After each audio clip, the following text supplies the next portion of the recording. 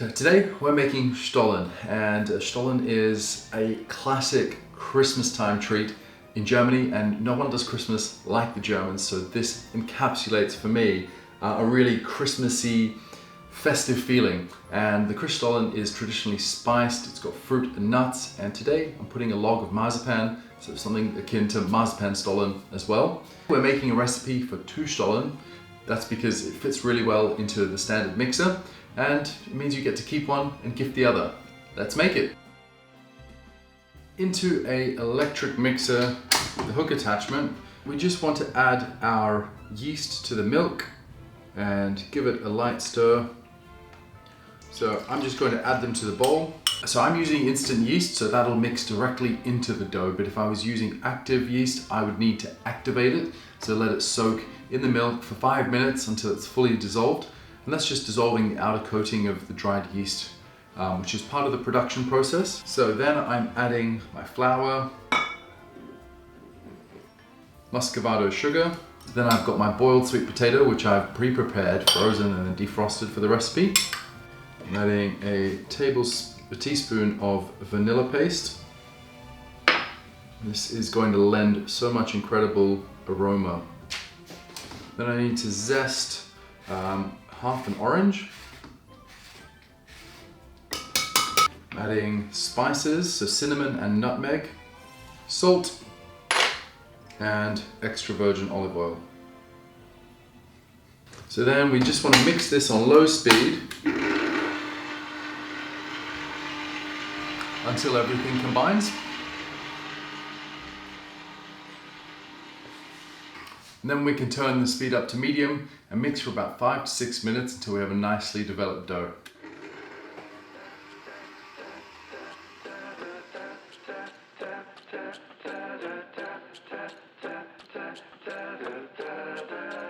If you keep mixing until the dough pulls away from the side of the bowl, that's usually a really good indicator that the dough has developed. So we're also going to do, so you can see we've got some lovely development here. So when we do a window pane test, we can see that it's transparent. So at this point the dough is sticky but handleable, so you can either use a tiny bit of grease spray, some olive oil, or some flour to make it easier to handle.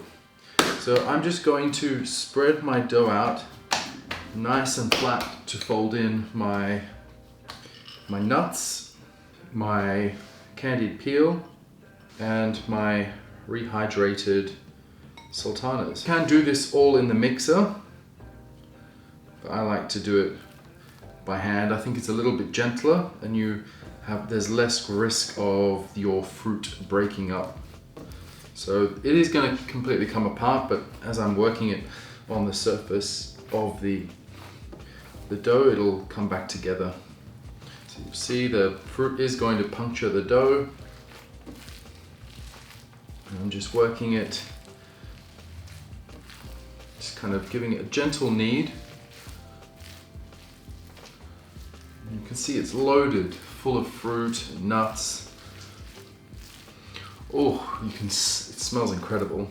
So you can see that the dough is starting to kind of string apart, but it will come back together. So just kind of folding that over itself, bringing it over, and then pushing it, pressing it down, folding it over, and then pushing it again. You can see it's sticky, but it's not making a massive mess. I think, and then once we start to add some flour in the final shaping, it's much easier to handle. So you can see that it is much more of a cohesive mass now. And I'm just going to use a scraper to help me bring it together. So I'm just using my scraper now to kind of let the dough wrap around the fruit. So just working, pushing it against the marble. And you can see all that fruit is now contained. So I've just dipped my hands into some flour to get that sticky dough off my fingers. It's a great trick. You can just let the dry flour firm up the dough and then it'll all come off. So I've got some extra virgin olive spray, so lightly rub some olive oil in your bowl and then just, now I'm going to cover it.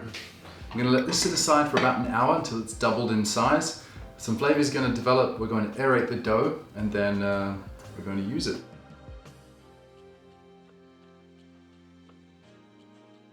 So I'm just line the tray. My dough has doubled and I just want to very lightly flour the bench before carefully tipping out the dough.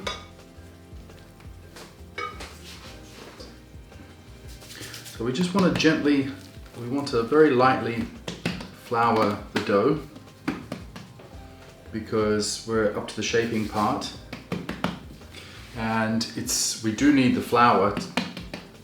So I'm just going to cut this in half.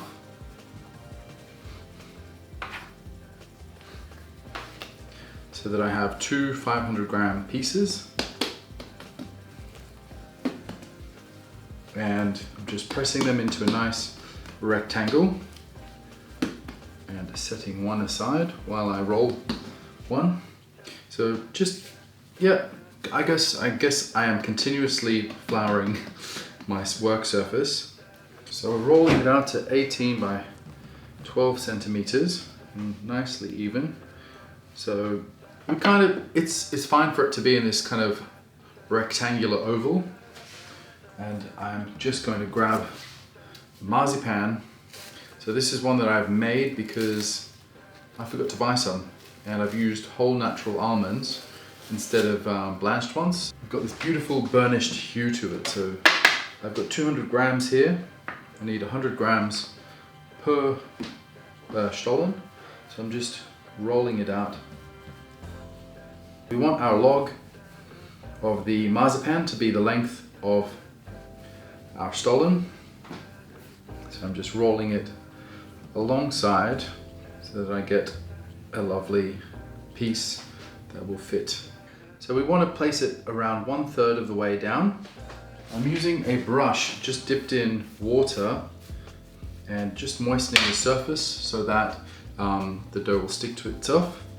And then I'm just folding this over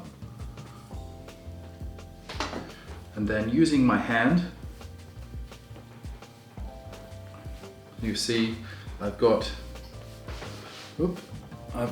one fold with the Stollen running down the middle, so it's 3 bumps. This is supposed to represent a newborn baby, so the baby Jesus. And I'm just gonna lift that gently and place it onto my lined tray.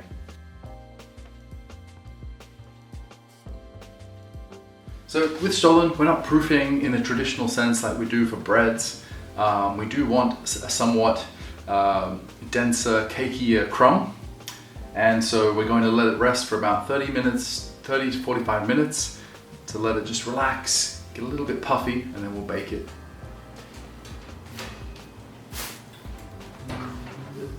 So once our Stollen has cooled, we can brush it with some melted cocoa butter, preferably because cocoa butter will set nice and hard. Failing that, just use some coconut oil. The idea being that we want to just get a nice sugar crust on our Stollen, and I like to do all sides. And then we're going to sprinkle some caster, some granulated sugar.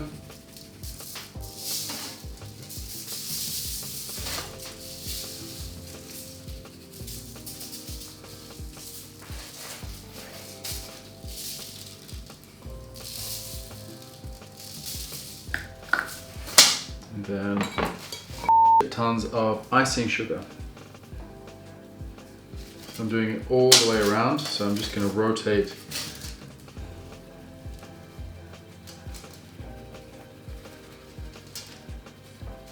Our Stollen itself is not very sweet on purpose because I think this is such an essential part of how it's finished, and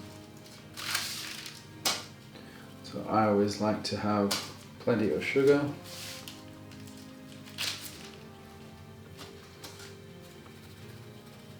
So that is our Stollen. So you can give this another coat of icing sugar in about 30 minutes. Otherwise just leave it like this in a cool area to let that fat set, get a nice sugar crust, and then keep it well wrapped and keep it for a week and a half to 2 weeks. I like to have this wrapped up in foil, and I'll just go and take a little slice out day by day. This makes an amazing countdown to Christmas treat. Enjoy! For my Stollen, I've forgotten to buy some marzipan, so I'm going to show you how I make it with just 3 or 4 ingredients and a food processor. I like using the skin-on almonds because they have a bit more of a marzipan-y flavor, that bitter almond flavor, and it's just a bit of extra fiber that's going to give the marzipan a slightly golden or brown tinge and some flecks throughout, which doesn't really matter if you're making your Stollen. We have some powdered sugar, some vanilla extract, and water. I'm going to start by adding the almonds to my food processor along with the sugar. Whoa. Just inhaled. So now we're just going to blend these on high speed to get a really fine powder.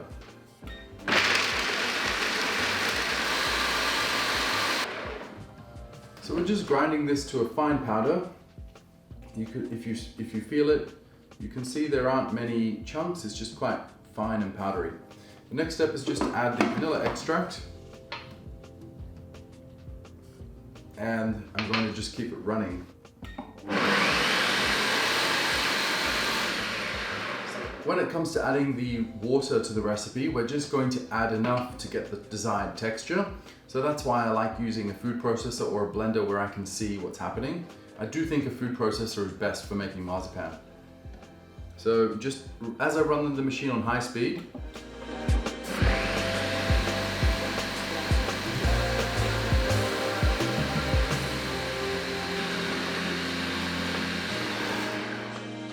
so I just want to keep running the machine until the marzipan comes together. So we have this beautiful, smooth, golden dough, and that's our marzipan. So I've just taken this out of the food processor. We've got a nice dough. It's slightly warm, but it'll cool down and firm up. It holds its shape. You can mold it. Now you can see that it has a golden brown color to it. That's from the skin. It's just a bit of extra fiber. You wouldn't necessarily use this for modeling in the traditional sense. Not as sweet as traditional almond paste or marzipan.